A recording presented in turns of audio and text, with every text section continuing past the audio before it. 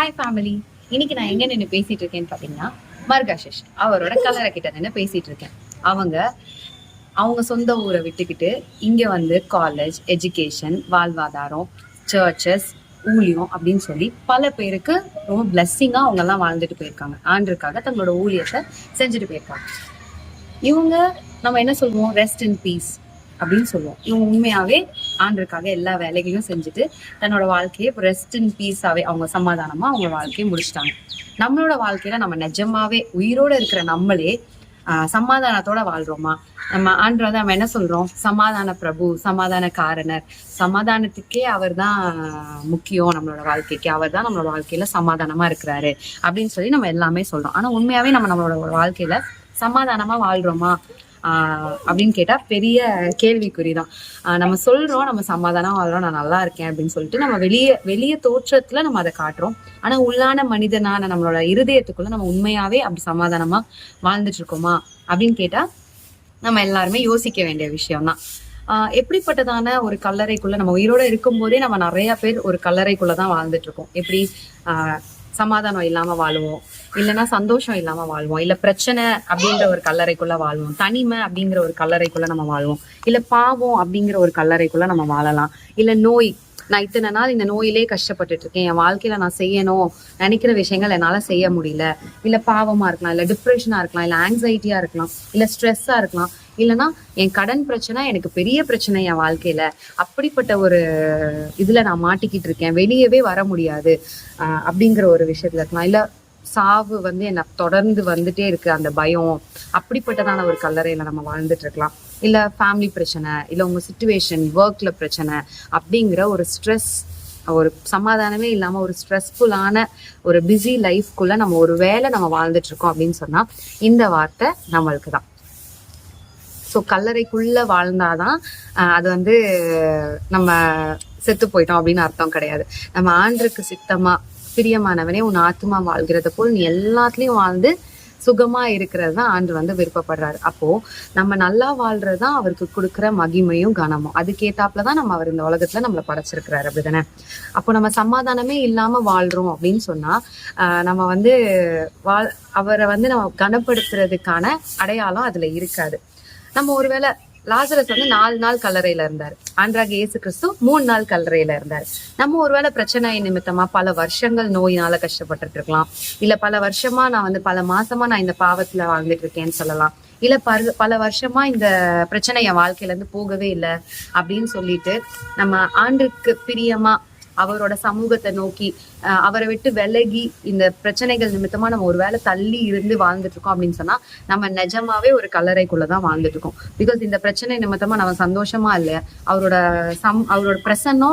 பிரசன்னத்தை நம்ம நாடல, தேடல.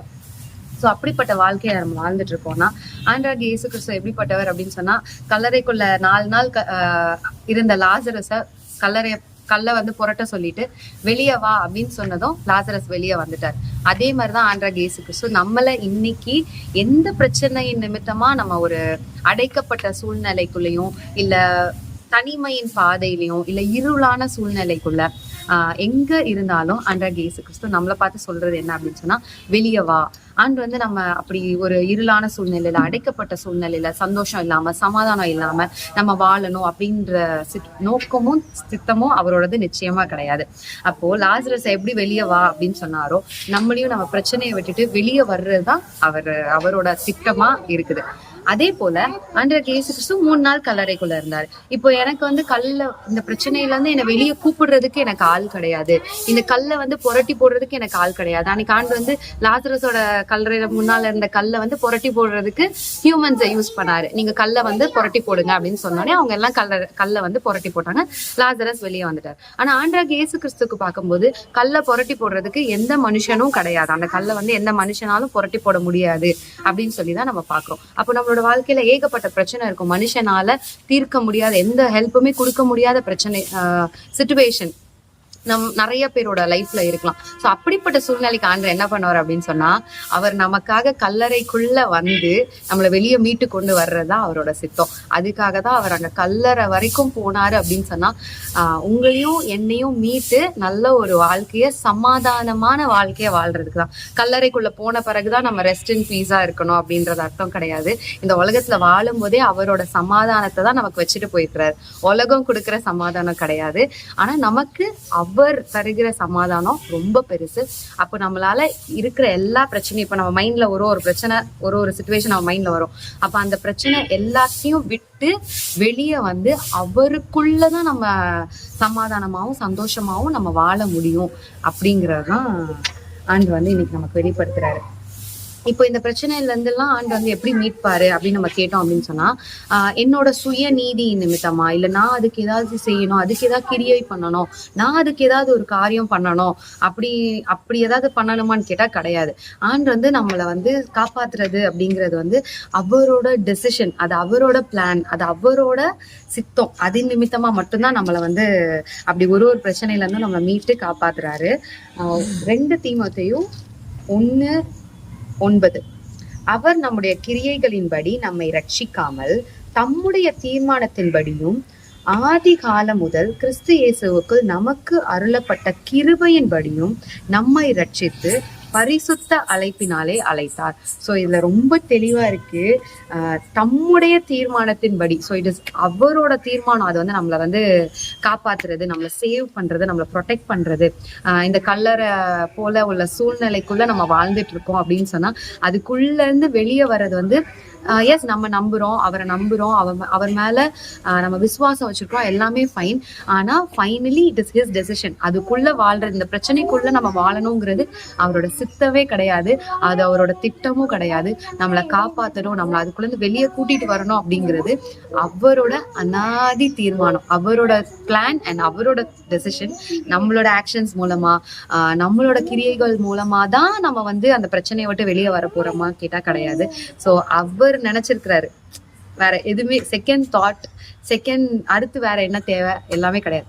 அவருக்கு அவரோட பிள்ளைகள் சந்தோஷமா சமாதானமா இங்க வாழணும். சோ அதுதான் அவரோட திட்டம்.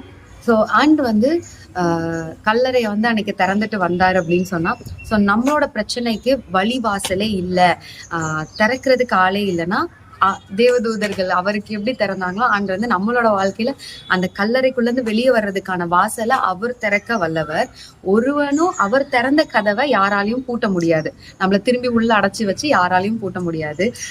அவர் பூட்டினாரு, ஒன்ஸ் நம்ம வெளியே வந்துட்டு அந்த கதவை பூட்டிட்டாரு அப்படின்னு சொன்னா யாராலையும் நம்மள திருப்பி உள்ள அனுப்பி அந்த கதவை வந்து லாக் பண்ண முடியாது. ஒன்ஸ் அவர் ஓபன் பண்ணிட்டாருன்னா யாராலையும் பூட்ட முடியாது. ஒன்ஸ் அவர் லாக் பண்ணிட்டாரு அப்படின்னு சொன்னா, இந்த வாசலுக்குள்ள, இந்த கல்லறையான, இந்த பிரச்சனையான சிச்சுவேஷனுக்குள்ள ஏன் பிள்ளை வாழக்கூடாதுன்னு சொல்லி அவர் ஒன்ஸ் லாக் பண்ணிட்டாருன்னா அதை யாராலும் திருப்பி திறந்து நம்மள உள்ள போடவே முடியாது.